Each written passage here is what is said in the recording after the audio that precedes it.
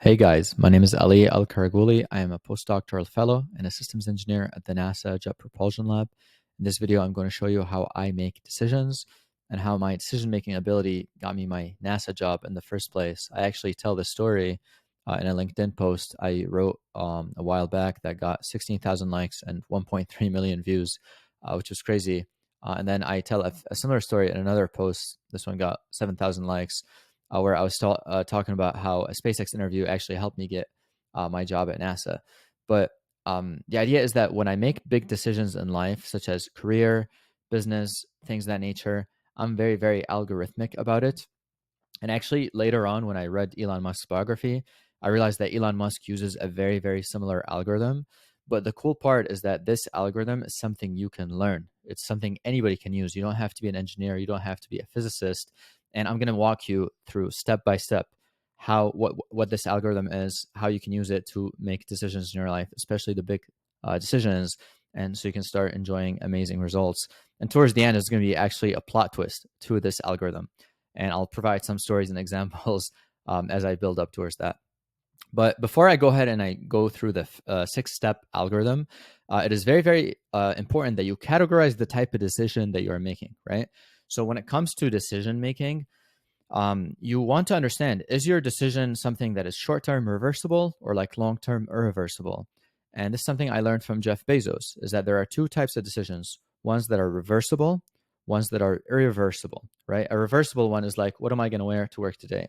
That's something you don't have to overthink as much. Like worst case, like you can just change your clothes or you can just wear something new tomorrow. But something that is irreversible, for example, I'm getting a tattoo and like all over my body. That's an irreversible decision. That's something you have to like sit through and think for a very, very long time. Or where am I going to go for college? Or like, should I get a PhD? Should I not get a PhD? Should I start this business? Obviously, these are like long-term reversible, but like if something is going to suck away like 5 years, 10 years of your life, like marriage, for example, is a big one.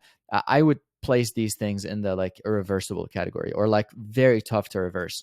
Basically, this algorithm works really well when something is irreversible or really, really tough to reverse and needs a lot of thinking and a lot of input. If something is very easily reversible, then you can basically just give it a shot. And if it doesn't work out, who cares? Try something else. But so suppose the decision you're trying to make is something very big. And again, I'll give you an example. When I was still in college, I was trying to understand what major should I choose in college? Should I study electrical engineering, mechanical engineering? Should I do medicine? Should I do law? That's a big decision, right? Because that sets your career trajectory. I use the algorithm to help me figure that out. When I was deciding on whether I should do a PhD or not, I used this algorithm to help me get the PhD. When I got my very first NASA internship, when I was only 19 years old, I used this algorithm to figure that out. And when I got my job at NASA JPL and figured out that this is what I actually want to do and build my business part time, grow my YouTube channel, whatnot, I use this exact same algorithm. So the very first thing you want to do, step one, is to define exactly what it is that you're trying to decide on, right?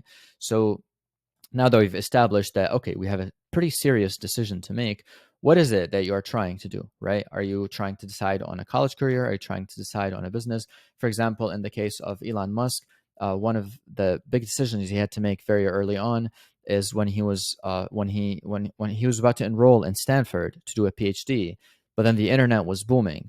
And then the step one for him was define the decision. Okay, I have to decide between either continuing my PhD or between joining the internet and being part of the internet revolution. Step one is you want to define what the actual decision is and get crystal clear on it. Okay. A lot of people skip this step. A lot of people don't even know what they're deciding on, right? So, first step is clarity, as always. Second step is you turn inwards and you hypothesize, right? And you use your own logic, your own ration. You ask, okay, suppose I have no other external inputs. What do I think, right? And again, a very simple example is Elon Musk's own body of knowledge at the time was telling him, oh, like the PhD is good, but man, the internet is booming. Like I probably should join an internet company, right? So that's a hypothesis that he made, like based on an observation. He thinks, okay, maybe this is probably what I should do. This is what I think with my limited body of knowledge I should do. For example, in my case, when I was deciding between doing a PhD or going to getting a job at some boring corporate company, I was telling myself, man, like corporate job sounds really like not the thing for me. Like I imagine myself getting bored.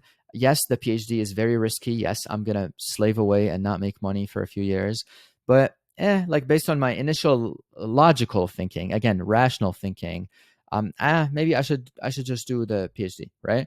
And then basically, a hypothesis is something you come up with on your own based on your body of knowledge, based on your own passionate, based on your own rational thinking. Step three, once you have done this step, is you go and you ask other people. And it is very important that you ask people who are experts, who have the results that you want. I cannot emphasize this enough. A lot of people mess up this step because they go ask someone who does not have the results. Like if someone is poor, do not ask them on how to get rich. If someone's very unhealthy, do not ask them like health related questions, right? Don't go to a sick doctor, right? That's a very common saying. Obviously, it's not literal. If your doctor is sick, please by all means still like say hi to them and check on them and make sure they're okay. But the idea is you want to ask people that know what they're talking about. When I was doing my NASA internship at JPL in 2019, I went and I interviewed 31 engineers at NASA. And every single one, I would ask them questions. Why do you choose this field? Why did you do this career? Why did you do this thing? What made you decide on this? And they would tell me. And then I would say, okay, if you are in my shoes, what would you do? What would you do? All that. So I was very, very relentless about this ask step. And again, to my surprise, which was a very pleasant surprise, when I was reading Elon Musk's biography, Elon was also very relentless about this ask step. So once he would make his own hypothesis, for example, there was one time where he was doing an internship in the Bank of Nova Scotia, I believe, in Canada. He would go and ask all his mentors there about, hey, I have this, I'm trying to decide what I want to do. What do you think? Here's what do you think I should do? When he was when he was about to drop out of Stanford and not do his PhD program and go start a company with his brother, he went and he spoke with the professor that he would have worked under, and he told him, "Hey, this is what I'm thinking. These are my options." And the professor told him, "Hey, like you can like defer the admission, put it on hold. Although I have a feeling you're not going to get back." So it is very important you go and ask people who have experience, who have the thing that you're trying to go after, and get knowledge from them. And that's very, very, very important, right? Now, once you ask people and once you get the knowledge from these people on what you should do, and a very important step in the algorithm, step number 4, is to go and analyze like what you just received from other people, and think very carefully about what it is that they told you, right? This step involves a lot of critical thinking, right? Again, even if someone's an expert, even if someone really knows what they're talking about, do not take their advice at face value. Do not just blindly trust people. You are responsible for your own critical thinking. You have to think everything through for yourself. And this is something that is very disheartening for me, for example, in this like online coaching industry or in like online courses, is very often people outsource their thinking to the coach or to the guru or to the whoever it is that they're like taking advice from. And I hate that idea. Like if someone has the results and someone has the thing that you want and gives you advice, they are still not immune, right? Like they are still suspect. Everybody is suspect. You have to question everyone and you have to question everything. You have to have your own filters for critical thinking. You have to think everything through. And that's something I would do. Even when I was interviewing NASA engineers, even when I was talking to SpaceX engineers, even when I was talking to very accomplished professors, every piece of advice they would give me, everything they would tell me, I would go and think through it very thoroughly myself. I would go for a walk. I would go like, I don't know. I would always go and think about, why did they say that? What is the logic behind that? What is the reasoning behind that? And here is where I use first principles thinking. I use critical thinking, and these are things I plan on making videos about in more detail. So stick around for that. But the idea is that I would use my own critical thinking. I would turn inwards and I would analyze the advice that I have just received. Right now, obviously, I would spend a lot of time acquiring a lot of advice. So then I would need a lot of time to analyze it as well, right? But there's a very, very important step is whenever you find someone, especially powerful person or a person of authority, and they give you advice, do not take their advice at face value. You have to analyze it all the way through for yourself, okay? Now, fifth step the last logical step, which is very, very important, is once you have analyzed what other people have told you, and then once you have once you have analyzed what other people have told you, then you can go ahead and compare that to your hypothesis, right?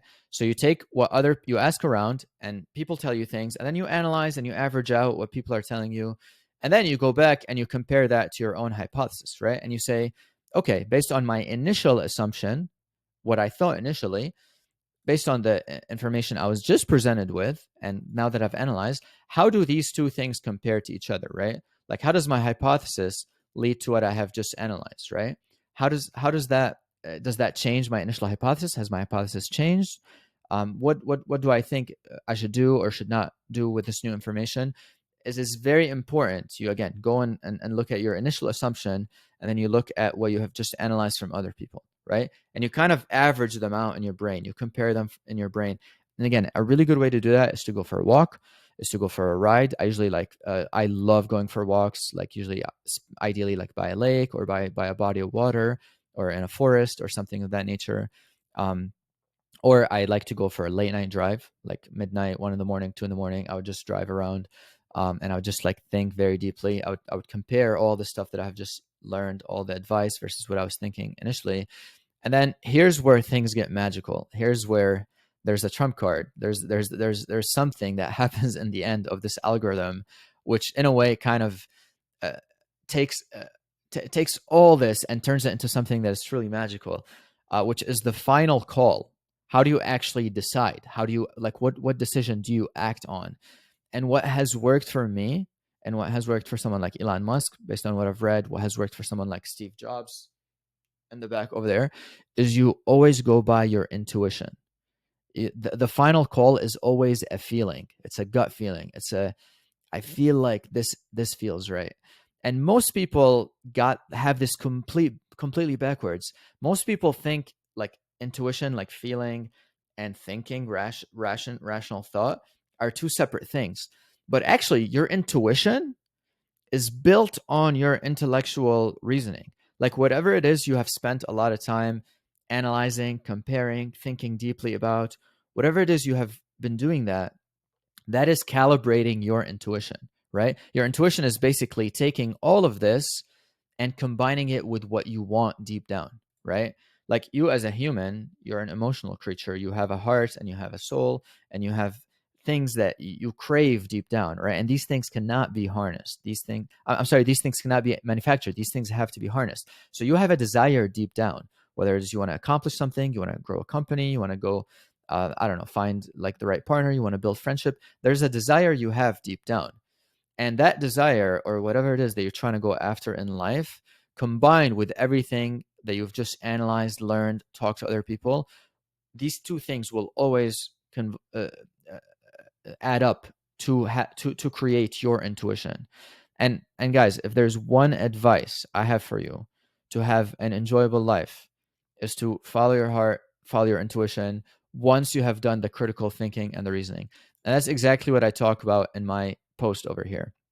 I basically tell a story of how I got my PhD at 26 years old and got my dream jobs at NASA.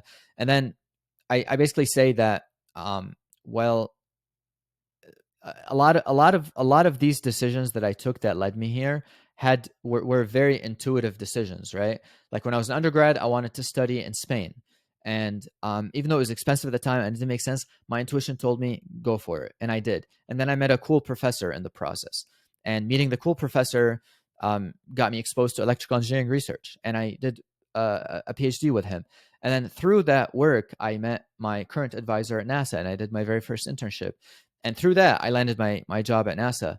And even though I had a lot of struggle, a lot of things that I went through when I was going through that, every single step of the way, I was following my intuition. I was following my heart.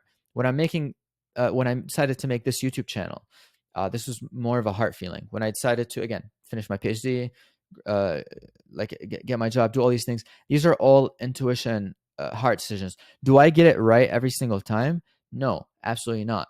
But here's the beauty: even if I get it right, I have zero regrets because it is my decision. I do what I want. I do what feels good to me. And even if I get it right, then that's okay. I brush it off. But When am I resentful and when am I regretful? I am only regretful and like really wish I could go back in time when I go against my intuition and I get it wrong, right? That is the least pleasant feeling, in my opinion, is when your intuition tells you something and you go listen to some guru or you go listen to someone else's advice and you mess up the situation, and then you're like, oh man, if only I had like listened to myself, if only I had listened to what I was thinking about deep down. But again, that is only something that is doable once you have done the intellectual work. So you cannot separate the mind from the heart. They work together in harmony. Do the intellectual work first of figuring out what it is you're trying to make in terms of a decision.